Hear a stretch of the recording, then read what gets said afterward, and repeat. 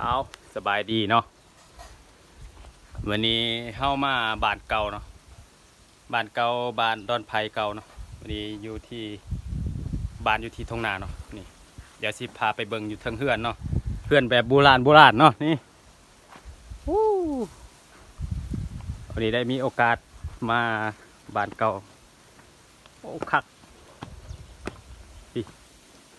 เฮือนแบบคนตะกี้แล้วนั่นนี่มีมะกอกมะพร้าวโอ้สุดยอดเลยนี่รีวิว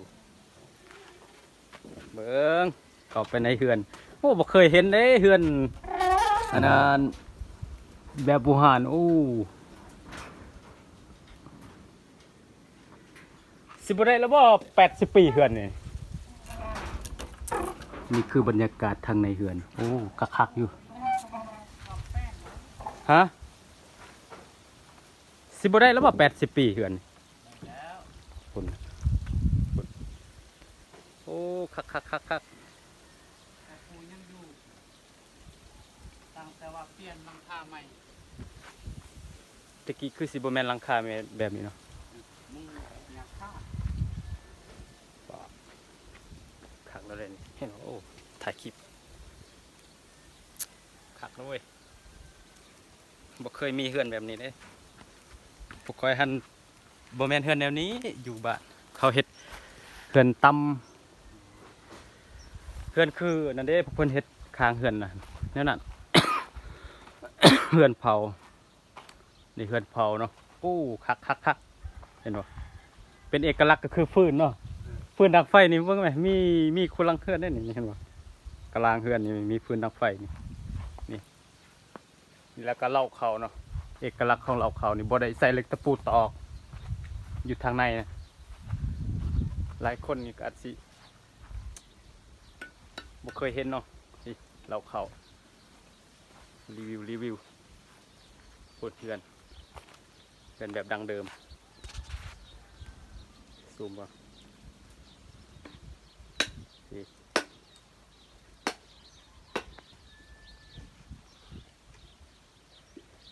ก็อันนี้เพื่อนแบบเล่าๆเลยนี่เราเพื่อนแบบเล่าๆนี่เพื่อนแบบดังเดิมนี่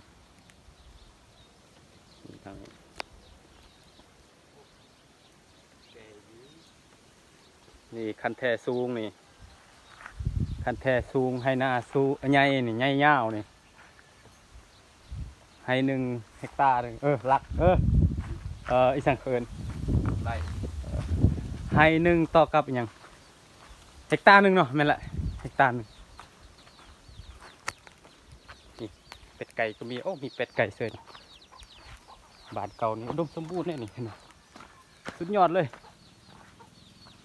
คักนี่เอกลักษณ์ว้านี่มีฟืนดังไฟนี่เอกลักษณ์ของชนเผ่านี่ฟืนดังไฟมีมัดฟูลังคาเฮือน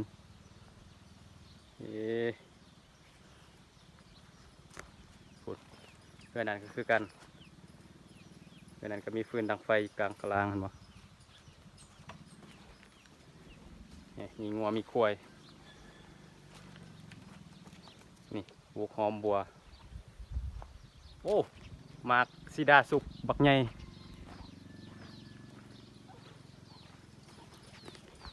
เอารีวิวบรรยากาศบ้านเก่าบ้านดอนไผ่เนาะ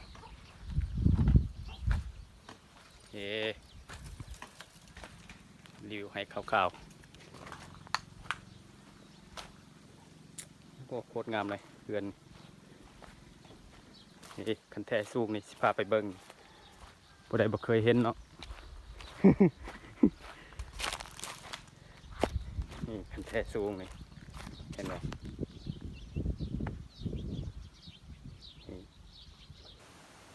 ให้นาให้นี่พี่บ่ให้เว้าเลย1 เฮกตาร์โหลด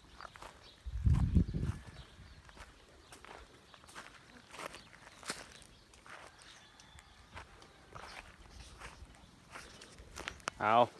สุดท้ายฝากกดไลค์กดแชร์นะนี่โอ้คัก